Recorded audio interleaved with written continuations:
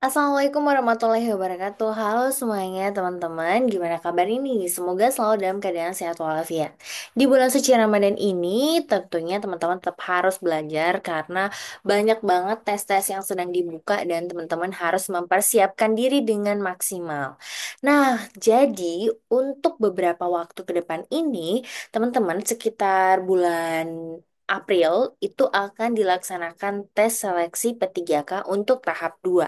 Nah, teman-teman semuanya, kami dari Cuitan Dosen sedang mengadakan bimbel. Nah, bimbel ini akan dilaksanakan pada bulan Maret.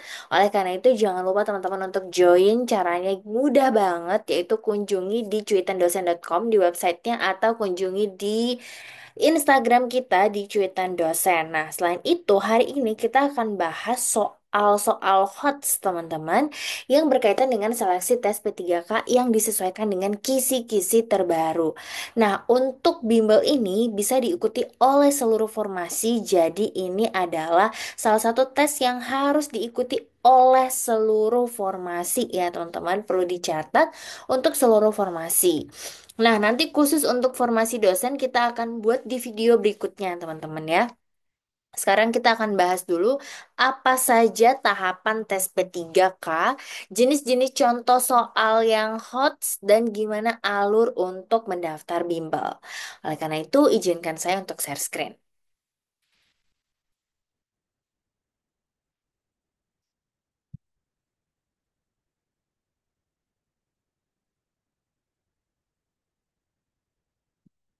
Nah, teman-teman semuanya, hari ini kita bahas soal kisi-kisi ya dari P3K dan juga informasi. Jadi, teman-teman, untuk semua formasi nanti teman-teman harus tetap yang namanya mendapatkan soal yang berkaitan dengan tiga hal ini. Yang pertama adalah kompetensi manajerial, sosial kultural, dan juga wawancara. Jadi semuanya akan dilaksanakan berbasis pada CAT ya, teman-teman. Nah, ada satu lagi yaitu kompetensi teknis itu disesuaikan dengan formasi masing-masing. Nah, itu nanti teman-teman bisa lihat di pengumuman di instansi masing-masing, ada kisi-kisi yang dari pan RB itu ya berkaitan dengan kisi-kisi seluruh formasi itu juga ada kompetensi teknis. Jadi kompetensi teknis itu ada 90 soal, tapi untuk manajerial nanti ada 25 soal. Kemudian sosial kultural ada 20 soal dan yang wawancara itu ada 10 soal. Jadi kalau teman-teman bisa lolos di tahapan ini, itu bisa mendongkrak nilai teman-teman selain belajar di kompetensi teknis. Jadi kita akan melaksanakan bimbel itu tanggal 19 sampai 22 Maret, teman-teman. Jadi sembari menunggu berbuka, mendingan diisi untuk menambah wawasan kalian dan juga gimana caranya bisa mendapatkan skor maksimal ketika tes nanti. Oke? Nah, jadi pendaftarannya tanggal 1 sampai 15 Maret. Silahkan kunjungi cuitandosen.com, kemudian pilih paketnya. Nanti teman-teman dapat fasilitas 3 kali Zoom meeting, kemudian 1 kali full tryout. Jadi tryout tuh kenapa penting? Karena teman-teman harus bisa memanajemen waktu. Ya, harus bisa memanajemen waktu karena sebisa apapun kita menjawab soal, terkadang kalau kita nggak bisa manajemen waktu itu biasanya gagal, teman-teman. Jadi dengan adanya CAT itu melatih kita. Selain itu juga ada mini tryout. Nanti di setiap setelah pertemuan ada PR ya, teman-teman. Ada PR di mana teman-teman bisa mengerjakan mini tryoutnya. Jadi nanti teman-teman bisa dari sekarang untuk mengerjakan full tryoutnya, dianggap sebagai pretest lah ya. Nanti setelah ikut bimbel, teman-teman coba lagi tryoutnya kira-kira teman-teman benar berapa. Kemudian teman-teman juga bisa akses rekaman kelas, jadi jangan khawatir kalau misalnya pada saat bimbel terus teman-teman nanti tidak bisa hadir, itu teman-teman pasti dapat rekaman kelasnya. Lalu bisa juga nanti bergabung ke grup WA atau grup Telegram. Oh iya teman-teman, jadi ini soal-soalnya juga disesuaikan dengan soal-soal HOTS yang ada di CPNS kemarin ya. Karena kan sebenarnya ini hampir-hampir mirip nih dengan SKD ya yang di TKP di CPNS. Jadi ini udah disesuaikan soalnya, eh, yang tidak mudah gitu ya teman-teman. Nah, teman-teman bisa mengecek untuk keputusan Menteri Pendayagunaan Aparatur Negara itu nomor 347 tahun 2024. Di situ dijelaskan secara terperinci mengenai mekanisme seleksi pegawai pemerintah dengan perjanjian kinerja yang tahun anggaran 2024.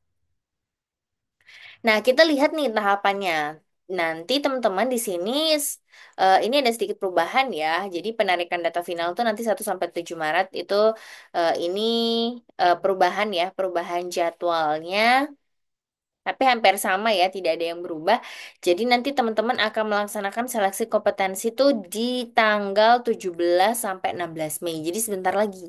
Jadi teman-teman masih punya ada waktu untuk bisa menambah wawasan kalian yang berkaitan dengan seleksi CPNS, seleksi P3K ya maksudnya atau ASN. Kayak jadi karena yang udah lolos administrasi selamat, tapi jangan cepat puas. Jadi teman-teman harus mendapatkan nilai yang tinggi gitu ya di seleksi P3K ini. Nah, tes P3K itu pertama ada seleksi kompetensi teknis. Untuk di cuitan dosen, seleksi kompetensi teknisnya nanti untuk yang dosen ya, teman-teman. Karena saya banyak ngajar bimbel dosen, jadi itu sama kisi-kisinya dengan yang sekarang, yang P3K. Jadi teman-teman nanti harus bisa belajar dan juga ikut bimbel karena nggak akan rugi teman-teman. Banyak banget testimoni yang udah dilakukan oleh teman-teman yang ikut bimbel waktu CPNS. Dan juga nanti saya share apa soal-soal yang hot dan teman-teman nanti bisa bergabung ya bersama dengan Citan Dosen. Nah, kemudian yang berikutnya ada nih manajerial, sosial kultural dan wawancara itu adalah di semua formasi ada. Dan teman-teman tuh cuma butuh meluangkan uang cuma 100.000 aja. Teman-teman udah dapat latihan soal, udah dapat Zoom, live Zoom-nya, rekaman kelas, mini tryout. Jadi menurut saya itu sangat terjangkau karena bisa membantu teman-teman untuk mendapatkan nilai yang maksimal. Jadi yuk jangan lupa gabung di cuitandosen.com. Sekarang kita akan bahas apa saja kisi-kisi di masing-masing kompetensi ya.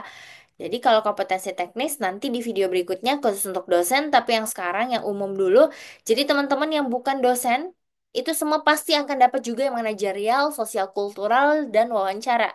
Jadi menurut saya adalah sangat rekomen banget untuk teman-teman ikut bimbel ini, karena akan ketika baca soal tuh langsung tahu gitu ya, mana sebenarnya poin yang tinggi dan mana poin yang rendah. Jadi di sini tidak ada benar salah, yang ada benar salah cuma di ini seleksi kompetensi teknis. Jadi untuk manajerial itu sama sosial kultural wawancara tuh nilainya dari 1 sampai 4, paling tinggi 4 dan paling rendah itu 1. Jadi setiap opsinya tuh bernilai. Nah, kita akan fokus yang pertama kompetensi manajerial ini sudah disesuaikan dengan kisi-kisinya. Pertama, bertujuan untuk nilai komitmen, kemampuan, dan perilaku individu dalam berorganisasi yang dapat diamati dan diukur. Jadi ada beberapa kompetensi yang harus dikuasai oleh teman-teman. Yang pertama, integritas, kerjasama, komunikasi, orientasi pada hasil, pelayanan publik, pengembangan diri dan orang lain, mengelola perubahan, dan juga pengambilan keputusan. Kita akan bahas satu-satu, tapi kalau teman-teman mau yang lebih detail lagi, ada tips dan triknya yang lebih hot lagi silahkan untuk ikut bimbel cuitan dosen ya teman-teman. Saya akan memberikan sekilas untuk kisi-kisi dari kompetensi manajerial. Jadi yang pertama itu integritas. Integritas berarti apa teman-teman? Kesesuaian apa yang kita katakan dan apa yang kita kerjakan. Gitu ya. Jadi harus disesuaikan. Jadi dalam soal nanti ada ilustrasinya, berarti kita harus konsisten mengerjakan apa yang telah menjadi perjanjian kinerja. Jadi berupa kejujuran, ini juga masuk ya teman-teman. Ya, menjaga integritas. Oke, yang kedua kerjasama. Nah, teman-teman harus memilih opsi yang mengutamakan kerja tim. Jadi kalau ada opsi yang mengutamakan kerja individual, teman-teman harus langsung jangan pilih opsi tersebut. Pilih yang mampu bekerja sama, yang mampu bekerja secara tim. Kemudian komunikasi. Komunikasi ini bertujuan untuk manajemen konflik ya, teman-teman. Jangan sampai kita komunikasinya jelek yang menyebabkan nanti terjadi konflik. Dan kalaupun terjadi konflik, kita harus bisa melakukan komunikasi yang ideal. Nah, ini biasanya ilustrasinya komunikasi dengan atasan, Komunikasi dengan customer, komunikasi dengan rekan kerja, atau antar divisi, atau antar departemen, antar instansi. Nah, ini ya, teman-teman, orientasi eh, komunikasi. Oke, next yang berikutnya orientasi pada hasil. Orientasi pada hasil berarti kita harus apa, teman-teman? Profesional, ya, itu. Jadi kalau orientasi pada hasil harus profesional yang pada akhirnya akan menghasilkan output.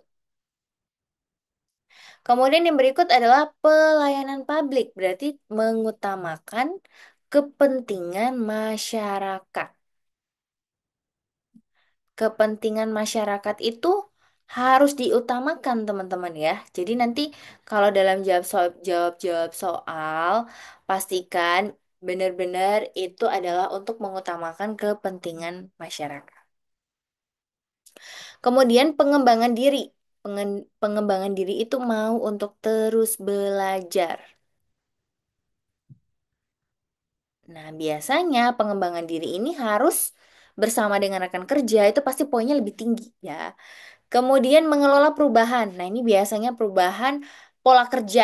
Misalnya dari yang manual ke yang lebih modern dengan berbasis TIK misalnya ya.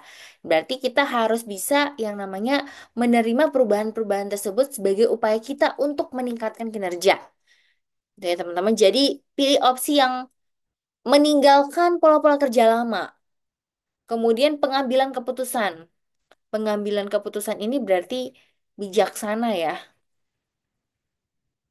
Biasanya ini adalah ilustrasi di mana apa yang harus dilakukan oleh pimpinan atau apa yang harus dilakukan oleh ketua tim kerja dalam mengelola satu fenomena gitu ya teman-teman atau masalah. Nah, jadi ada 8 kisi-kisi. Berarti kalau untuk 25 soal, berarti sekitar 3 ya. Ada yang 4 soal juga untuk masing-masing kisi-kisi ini. Ya, teman-teman. Jadi tidak susah, tapi kalau nggak terbiasa bakal susah untuk menemukan poin 4. Di bimbel cuitan dosen akan dijelaskan gimana caranya untuk meraih poin 4. Nah, sebelum kita latihan soal, saya ingin menjelaskan dulu gimana caranya untuk join di bimbel cuitan dosen. Jadi kita udah berdasarkan kisi-kisi terupdate, teman-teman nanti bisa jawab 55 soal. Jadi nanti manajerial dan sosial kultural itu soalnya 45 itu gabung kalau wawancara 10 menit sendiri. Ya, jadi manajerial, sosial kultural, dan teknis tuh gabung. Tapi kalau yang wawancara beda sendiri ya, subtesnya beda sendiri. Murah banget, cuma 100.000 aja. Kalian udah dapat rekaman kelas 3 kali mini tryout, 1 kali full tryout. Nanti kalian bakal ngerasain gimana perbedaan kalau udah tryout dan belum. Jadi kalau udah tryout itu ketika jawab soal apa tuh lebih percaya diri teman-teman. Karena kita udah tahu manajemen waktu yang ideal. Kemudian nanti teman-teman caranya gampang. Silahkan kunjungi di cuitandosen.com di sini. Terus teman-teman register aja ya, mulai dari nama dan email, lalu login dan teman-teman nanti klik beli paket. Ya, beli paket terus di sini nanti lakukan pembayaran. Pembayarannya banyak ya, bisa GoPay, bisa eh, di Mandiri, BNI dan banyak banget ya yang lainnya juga. Bisa pakai QRIS juga ya. Jadi sangat mudah dan juga ini bisa membantu teman-teman untuk bisa mendapatkan skor maksimal. Nah, kapan? Jadi ini sembari menunggu berbuka puasa ya, teman-teman. Jadi ini mulainya Rabu, Kamis, Jumat, Sabtu. Jadi 19 sampai 22. Nanti ada tryoutnya, tryoutnya bebas mau dikerjakan kapan. Nanti teman-teman bisa bergabung juga di grup WA atau grup Telegram ya. Caranya kalau sudah beli nanti masuk ke paket saya, terus nanti kita akan share link Zoom-nya setiap Hamin 3 jam ya di bagian informasi kelas. Nanti teman-teman bisa berulang-ulang belajar gitu ya dan kami juga ngasih materinya. Oke, jangan lupa bergabung di cetandosen.com karena di sini tuh pengajar-pengajarnya juga sangat profesional ya teman-teman karena kami sudah berpengalaman untuk mengajar mulai dari CPNS SKD, SKB ya. Jadi silakan teman-teman yuk untuk bergabung bersama Cuitan Dosen. Nah, gimana strategi utamanya untuk menjawab? Pertama adalah kita harus tahu aktor dalam soal. Jadi siapa? Apakah ini yang menjadi pertanyaannya adalah sebagai bawahan, sebagai atasan, sebagai kasir, sebagai leader atau siapa? Nah, itu kita harus tahu dulu. Jadi nanti pas baca soal harus pastikan siapa aktor dan juga peran dan tugasnya di dalam soal. Kemudian yang berikut apa? Apa tuh artinya adalah apa sih yang menjadi permasalahan atau apa yang dibenturkan di dalam soal ini. Kita harus segera mencari solusi. Artinya kita nggak boleh pilih opsi yang nantinya bisa menimbulkan masalah baru. Jadi kita benar-benar pilih opsi yang benar-benar untuk menyelesaikan masalah. Selanjutnya kita milih opsi yang dimana ini untuk mencari solusi yang terbaik. Teman-teman semuanya, soal-soalnya tuh tidak mudah dijawab gitu ya. Seperti TKP di CPNS itu nggak mudah. Karena antar soal itu mirip-mirip dan biasanya positif semua. Paling ada juga yang negatif beberapa, tapi itu sangat jarang ya, teman-teman sangat jarang banget. Yang antar opsi itu kelihatan jomplangnya mana yang negatif dan positif. Jadi hampir semua positif karena hampir semua positif. Jadi silahkan untuk belajar bersama cuitan dosen yang soal-soalnya sudah disesuaikan dengan kisi-kisi dan juga yang hot teman-teman ya. Jadi yuk yuk yuk daftar di cuitan dosen. Nah, ini nanti akan dijelaskan kisi-kisinya secara mendetail di bimbel ya.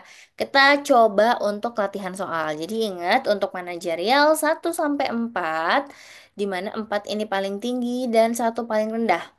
Terus ketika jawab soal, kita harus pastikan siapa yang ditanyakan. Kemudian apa yang dipermasalahkan, kemudian kita harus apa selanjutnya. Baca soalnya terlebih dahulu, bagaimana Anda menyikapi? Oke, Anda adalah bendahara dalam sebuah proyek pemerintah. Saat melakukan verifikasi anggaran, Anda menemukan bahwa ada perbedaan jumlah dana dan seharusnya digunakan dengan yang dilaporkan. Atasan Anda meminta untuk tetap melanjutkan laporan tanpa koreksi.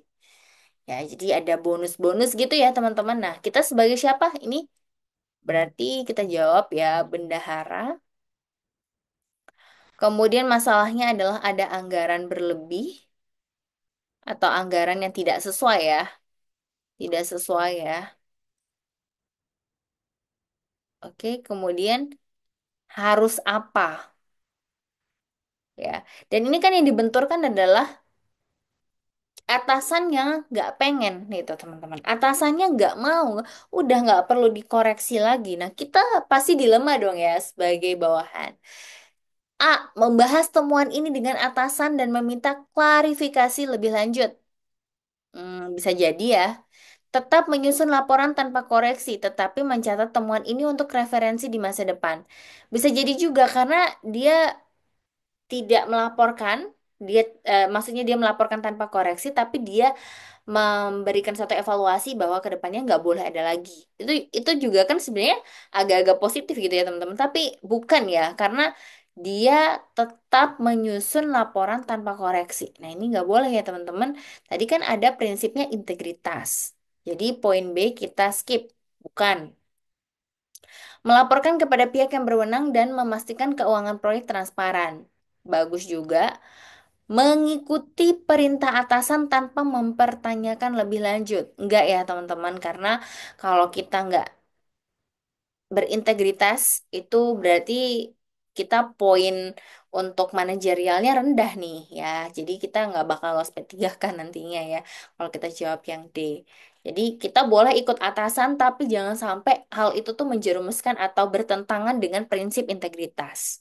Oke, kita lihat kemudian berarti B dan D itu kita eliminasi. Jadi sistem jawab soal itu lebih ke eliminasi. Kemudian tinggal ada dua. Apakah kita membahas temuan ini dan meminta klarifikasi lebih lanjut, atau C, melaporkan kepada pihak yang berwenang dan memastikan keuangan proyek transparan. Nah, teman-teman, kita lihat. Ya, jadi jawaban 5 itu ada di mana? Tetap di C, teman-teman. 4 ya. Ada di C.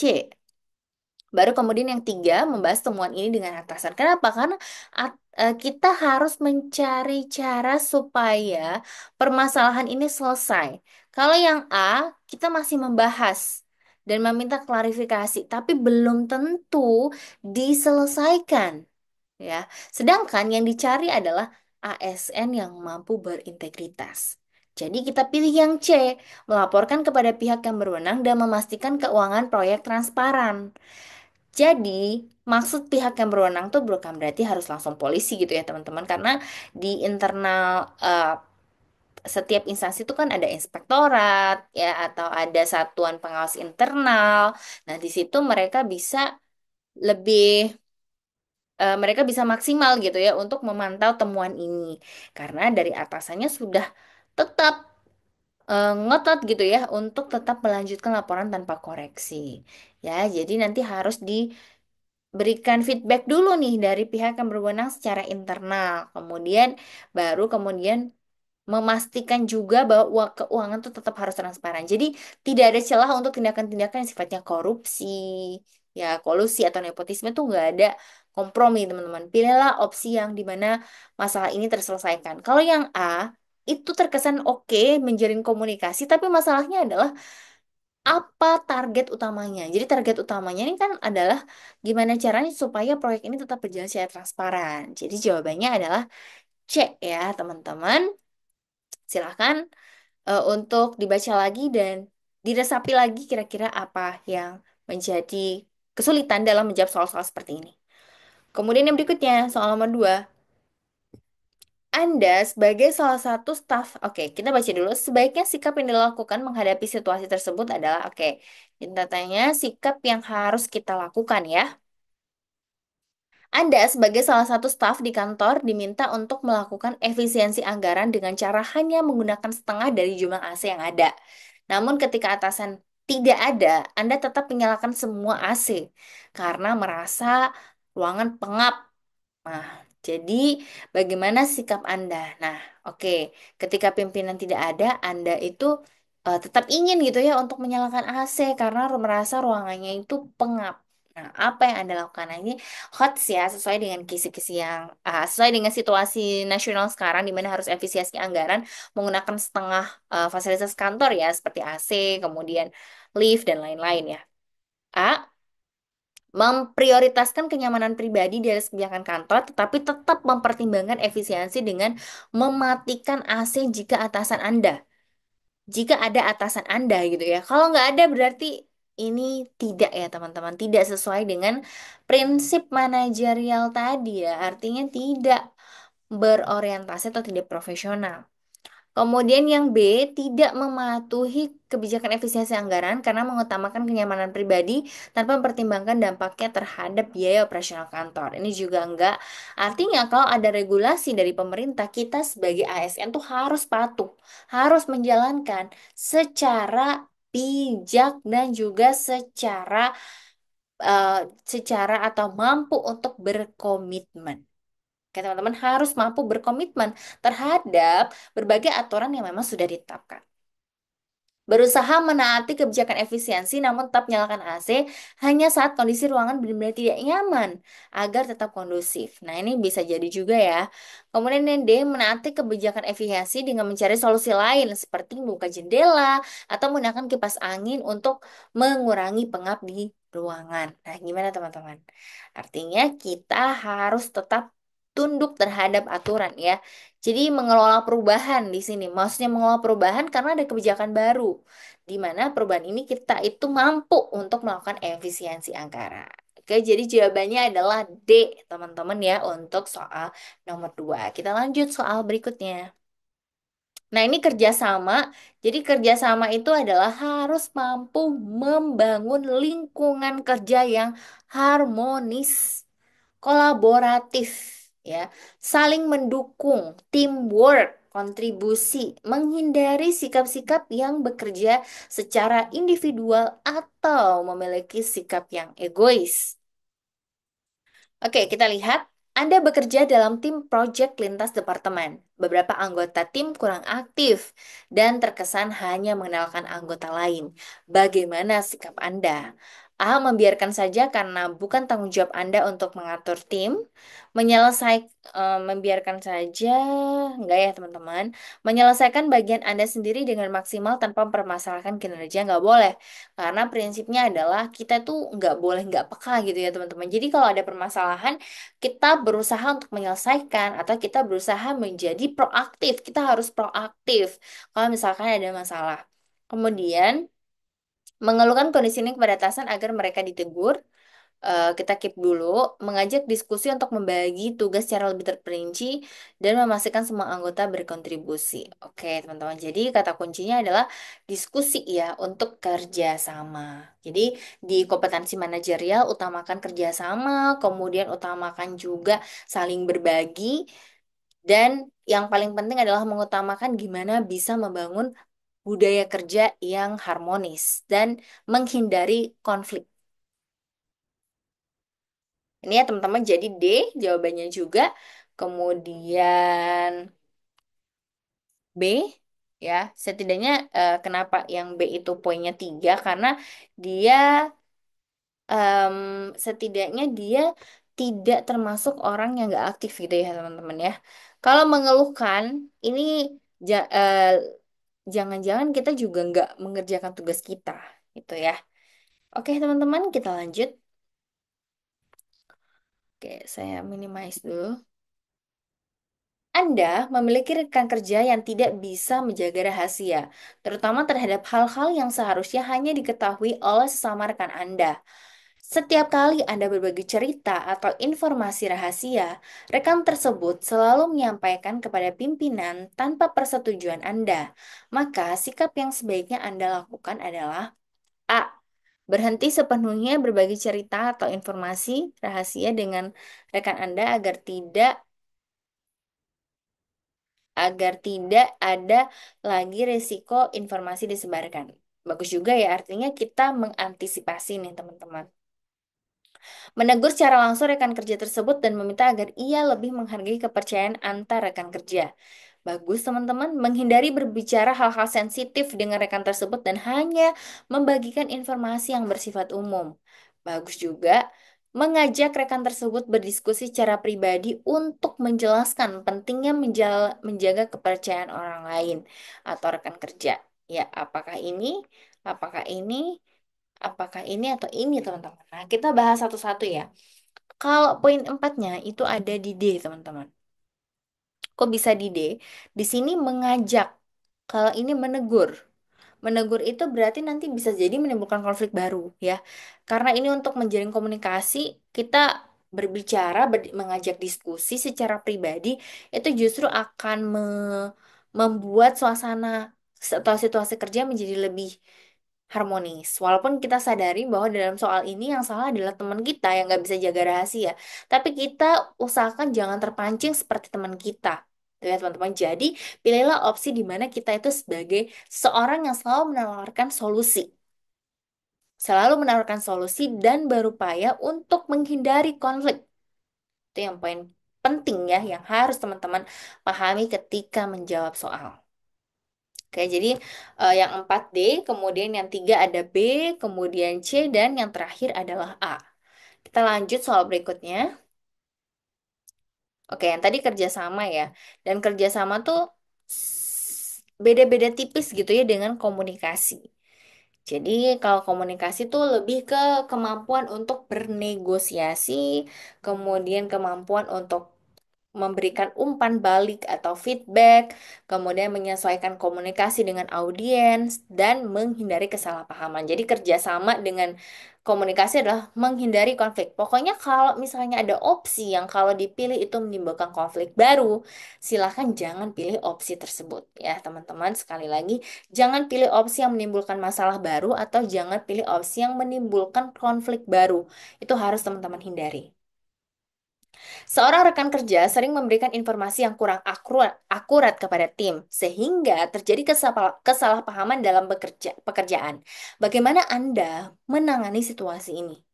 Nah, kita lihat teman-teman. A. Mengkoreksi informasi yang salah tanpa membahasnya dengan rekan kerja tersebut.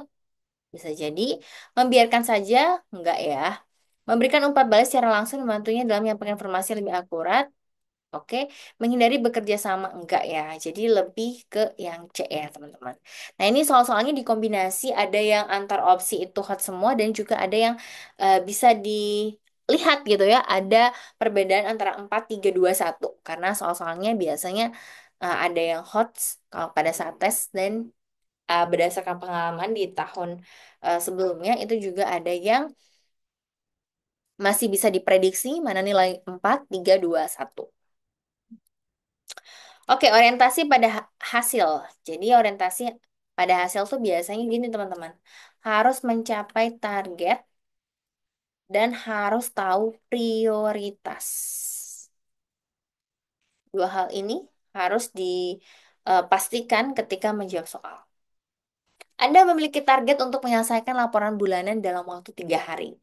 Namun, seorang rekan yang harus memberikan data sedang cuti. Bagaimana Anda menyikapinya? A. Menunggu rekan kerja kembali meskipun resiko melewati tenggat. Boleh ya. Artinya kalau berorientasi pada hasil, ya harus sesuai dengan apa teman-teman? Target ya. Kemudian mencari alternatif data yang tersedia dan menghubungi rekan kerja lain dapat membantu. Artinya kalau kita punya kendala, kita tuh harus berusaha ya. Jadi jangan pantang menyerah. Mengajukan permohonan perpanjangan waktu bisa jadi juga ya teman-teman, tapi ini terkesan tidak memenuhi target yang berorientasi pada hasil ya. Menyelesaikan laporan tanpa data yang lengkap, ini justru akan menimbulkan masalah baru. Ya, silakan. Jadi jawabannya adalah B ya, jawabannya adalah bunga. B, mencari alternatif data yang tersedia dan menghubungi rekan lain yang dapat membantu. Oke, pelayanan publik.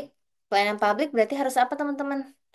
Responsif, kemudian cepat, cekatan,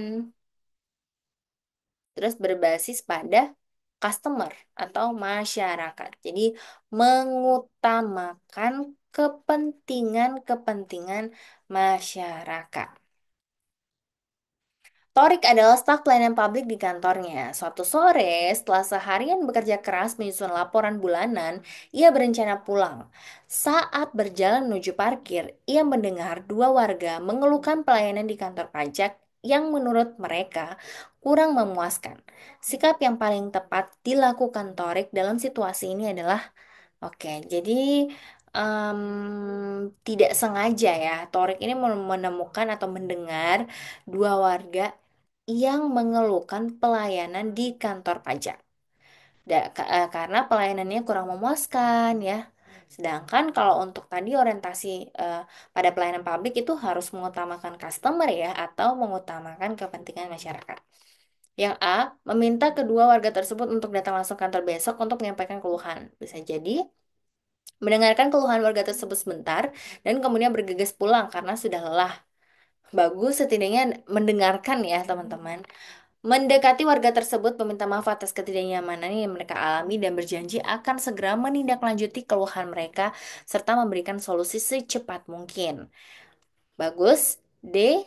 Mendekati warga tersebut meminta maaf atas ketidaknyamanan yang mereka alami dan berjanji akan menyampaikan keluhan mereka kepada pihak terkait di kantor. Oke, bagus juga teman-teman. Tapi kita lihat di sini kalau misalnya eh, yang C sama yang D nih. Jadi hot itu seperti ini teman-teman. Dua-duanya ada meminta maaf. Ini berjanji akan menyampaikan keluhan. Nah, kalau yang D, dia menyampaikan keluhan tapi dia tidak memberikan suatu kepastian bahwa nanti akan dicarikan solusinya. Jadi, untuk tingkat yang paling tinggi itu tetap C, teman-teman ya. Mendekati, meminta maaf, dan menindaklanjuti plus mencarikan solusi. Kalau yang D itu cuma berhenti sampai menindaklanjuti untuk disampaikan. Oke, tahu bisa ya teman-teman perbedaannya seperti itu. Kemudian yang A itu poinnya dua, meminta warga untuk datang secara langsung, kemudian mendengarkan keluhan warga sebentar, kemudian bergegas pulang gitu ya. Kalau yang A itu artinya ada forum resmi di mana mereka boleh menyampaikan gagasannya, atau masukannya diberikan ruang, tapi kalau yang B cuma dengar selesai, ya. Jadi mana yang paling lebih bagus? C, D, A, lalu B yang terakhir. Oke, yang berikut adalah pengembangan diri dan orang lain ya. Nanti secara detailnya akan dibahas di bimbel ya, teman-teman. Wah, ini udah ada jawabannya, nggak apa-apa, kita bahas. Seorang ASN baru saja mulai bekerja di kantor, namun ia mengalami kesulitan dalam memahami sistem kerja. Anda melihat ia kebingungan tetapi enggan bertanya, apa tindakan Anda? Oke, menunggu hingga ia meminta bantuan terlebih dahulu, enggak ya? Membiarkan karena setiap orang harus belajar sendiri, enggak. Tidak terlalu peduli karena bukan tanggung jawab Anda menawarkan bantuan secara proaktif. Oke, ya pasti deh ya teman-teman. Oke, mengelola perubahan. Contohnya, kantor Anda mengimplementasikan sistem baru yang lebih modern, tetapi banyak warga atau rekan kerja yang menolak perubahan ini. Apa langkah Anda? Menggunakan sistem baru hanya jika benar-benar diperlukan, mempelajari sistem baru dan membantu rekan lain, menunda menggunakan sistem baru, atau mengeluhkan perubahan. Enggak ya, teman-teman. Jadi poin yang agak-agak mirip tuh B dan A, tapi untuk poin limanya ada di B. Oke, lanjut. Anda sebagai ketua divisi harus membuat keputusan penting dalam waktu singkat sementara Anda belum berkonsultasi dengan pimpinan. Maka yang akan Anda lakukan adalah A. Mengambil keputusan berdasarkan pengalaman dan data yang tersedia, lalu segera melaporkan kepada pimpinan setelahnya untuk memastikan keputusan tetap sejalan dengan kebijakan organisasi. Bisa jadi ya teman-teman. Menunda keputusan hingga mendapatkan arahan dari pimpinan, meskipun ada risiko keterlambatan dalam penyelesaian masalah. Bisa jadi mengambil keputusan sendiri tanpa berkonsultasi ini enggak ya. Mengumpulkan informasi dari tim dan berdiskusi alternatif terbaik sebelum mengambil keputusan, lalu segera menyampaikan laporan kepada pimpinan setelah keputusan diambil. Hmm, bagus juga ya, teman-teman. Jadi kita eliminasi dulu. Menunda keputusan, sedangkan dalam soal kita tuh udah sebagai ketua divisi ya, dan kita tuh harus membuat keputusan penting ini, keputusan penting dalam waktu singkat. Kalau misalnya kita lama-lamain lagi, nanti jangan-jangan, sedangkan ini pengambilan keputusan ya, kisi-kisinya. Jadi antara A dan B. Nah, A dan D ya. Jadi jawabannya adalah A ya teman-teman. Jadi kita mengambil keputusan berdasarkan pengalaman data yang tersedia, lalu kita konsultasikan juga dengan pimpinan ya teman-teman. Kalau yang D itu kita berdiskusi sebagai alternatif terbaik itu bagus sih teman-teman. Tapi yang paling utama tuh harus disesuaikan dengan pengalaman dan data ya. Jadi yang paling penting itu data ya. Dan ini kita laporkan ke pimpinan setelah keputusan itu diambil.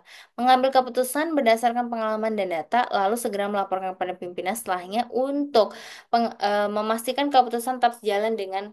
Nah, ini dia memastikan juga kan bahwa keputusan itu berjalan sejalan dengan kebijakan organisasi. Jadi tetap dipastikan dulu ke pimpinannya. Jadi jawabannya A ya, teman-teman. Lanjut. Nah, sosial kultural. Apa sih kisi-kisinya? Sosial kultural tuh di SKD juga ada dan saya sering ngajar SKD juga. Jadi banyak referensi soalnya, teman-teman. Jadi kalau pengen dapat referensi-referensi soal-soal lain silahkan untuk ikut bimbel kita ya. Jadi kompetensi sosial kultural ini bertujuan untuk menilai pengetahuan maupun sikap terkait pengalaman berinteraksi dengan masyarakat majemuk yang memiliki keberagaman dalam hal agama, suku dan budaya, perilaku, wawasan kebangsaan, etika, nilai-nilai, moral, emosi, prinsip ya, yang harus dipenuhi setiap pemegang jabatan untuk memperoleh hasil kerja sesuai dengan peran, fungsi jabatan. Nah, apa kisi-kisinya? Ada 4 nih, teman-teman. Satu, kepekaan terhadap keberagaman. Dua, kemampuan berhubungan sosial. Ketiga, pentingnya persatuan. Keempat, empati. Jadi ini adalah prinsip kebinekaan. Ya, berbeda-beda tetap satu jua plus disesuaikan dengan ini. Apakah kita sebagai rekan kerja, kita sebagai atasan yang punya kebijakan tertentu untuk mengakomodir perbedaan atau keanekaragaman itu juga penting ya. Jadi disesuaikan dengan peran, fungsi, dan juga jabatan dalam menjawab soal-soal berwawasan kebangsaan. Pilih opsi di mana mengutamakan keberagaman. Jadi misalnya dalam suatu tim, beragam itu sesuatu yang biasa, sesuatu yang unik, sesuatu yang untuk meningkatkan kekuatan organisasi.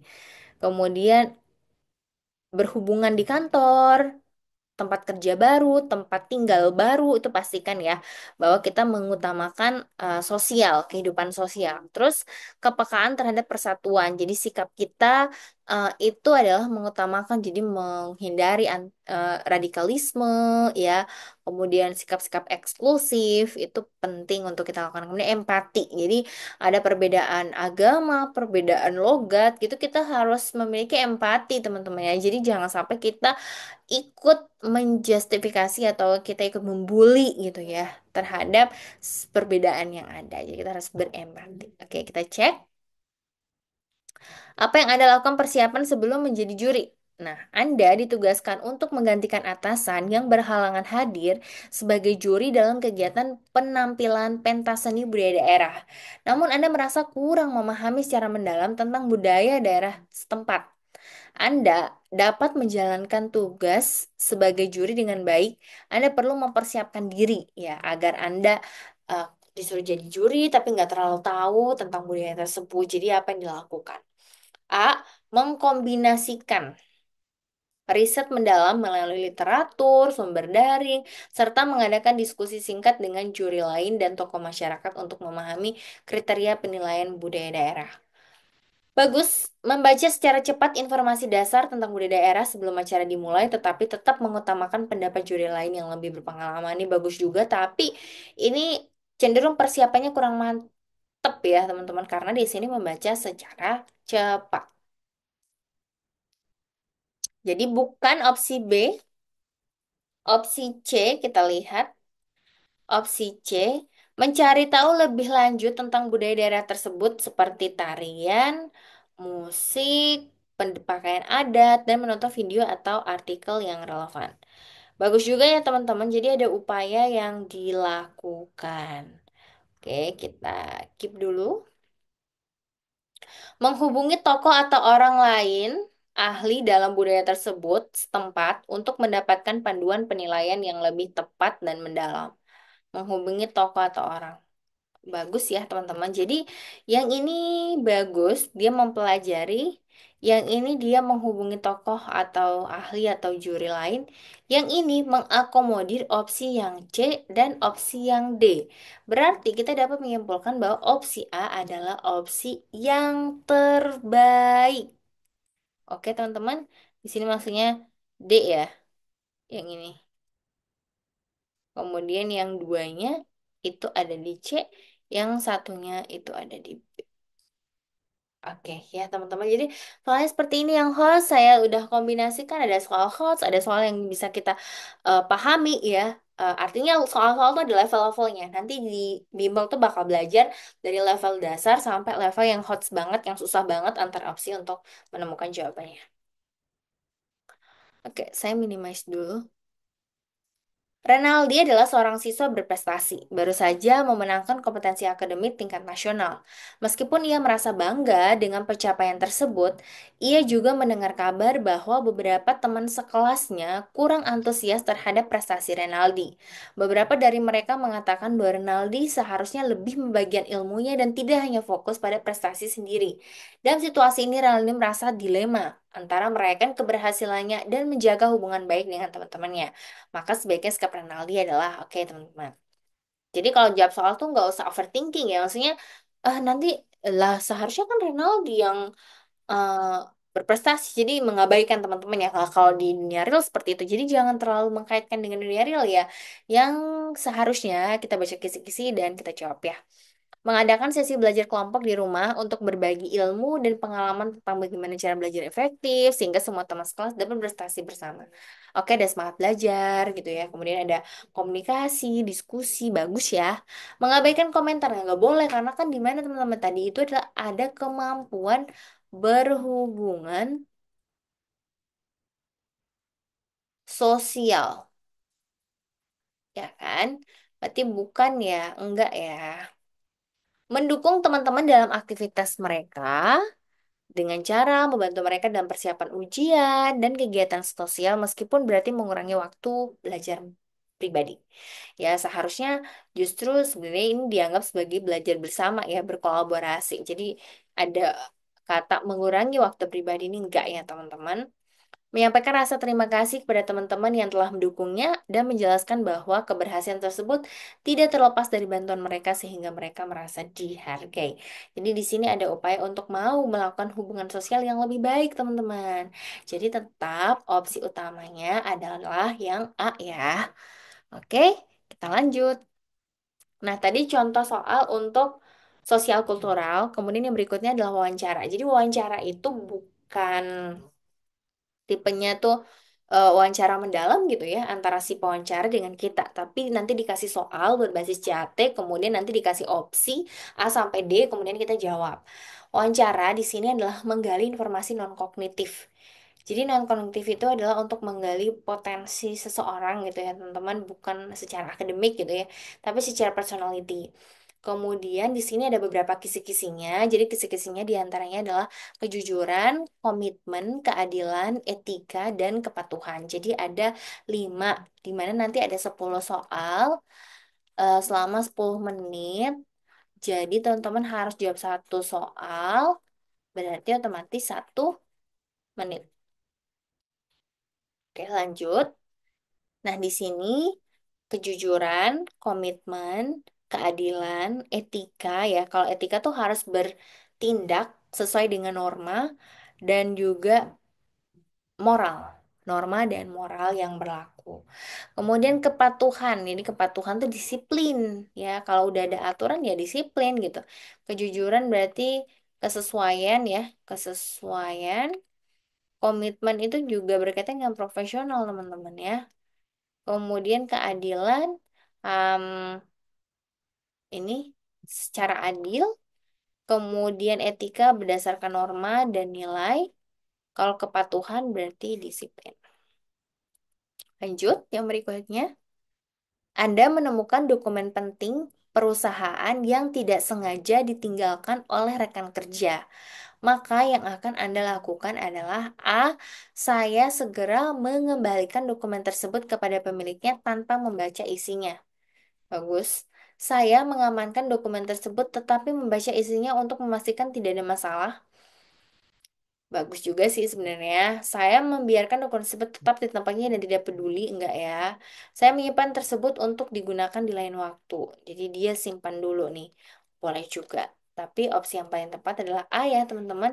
Jadi ini adalah berkaitan dengan etika. Ya, jadi kita nggak boleh baca karena kan sudah jelas bahwa ini jangan-jangan data perusahaan, data penting gitu ya. Kalau kita baca itu juga mungkin menjadi rahasia. Jadi kita juga harus bersikap loyal, teman-teman. Jadi jawabannya adalah A untuk poin 4, B untuk 3, C untuk 2, dan satunya untuk yang D ya. Anda diminta untuk menyetujui proyek yang dikerjakan oleh perusahaan milik saudara Anda. Oke, meskipun ada kandidat lain yang lebih kompeten. Maka yang akan dilakukan adalah, nah ini komitmen ya. A, saya meminta pertimbangan tim sebelum mengambil keputusan. Boleh juga. Saya memilih perusahaan saudara saya, enggak ya. Saya menolak memberikan perlakuan khusus untuk memilih kandidat objektif. Saya langsung menyetujui, enggak ya. Berarti antara A sama C. Kalau A ini meminta pertimbangan, berarti otomatis 50-50 nih. Jangan-jangan masih ada kemungkinan gitu ya atas permintaan tersebut disetujui. Jadi opsi yang benar adalah C. Saya menolak. Jadi tidak ada kompromi ya kalau untuk ini. Oke, itu dia teman-teman untuk soal-soal tes P3K ya. Jadi silahkan jangan lupa untuk teman-teman semuanya join di cuitandosen.com ya. Cuma 100.000 aja bisa dapat 3 kali pertemuan lewat Zoom, 1 kali untuk kisi-kisi full tryout. Selain itu juga nanti akan ada materi ya, materi yang lebih detail selain yang saya share di sini. Kemudian untuk video berikutnya, kalau teman-teman yang di sini dosen, kita akan bahas juga untuk kompetensi teknis karena di situ ada 90 soal. Silakan nanti untuk mengikuti YouTube ini, jangan lupa subscribe karena saya akan memberikan latihan-latihan soal, di mana latihan-latihan soal ini juga disesuaikan dengan kisi-kisi terbaru. Karena misalnya contoh kompetensi teknis yang ada di P3K dengan yang ada di SKB CPNS itu sama. Nah, waktu itu juga saya ngajar SKB untuk CPNS, jadi banyak banget referensi soal yang bisa saya berikan ya teman-teman. Jadi jangan khawatir, pengajar-pengajar kita juga udah yang biasa ngisi bimbel. Jadi lebih profesional dan mampu menjangkau soal-soal yang hot teman-teman. Jadi terima kasih semuanya yang sudah menonton. Jangan lupa ya ditunggu untuk ikut bimbelnya. Semoga sehat selalu dan bisa mengikuti tes P3K tahap 2 ini dengan maksimal. Terima kasih. Wabillahi taufiq walhidayah. Wassalamualaikum warahmatullahi wabarakatuh. Sampai jumpa di video berikutnya.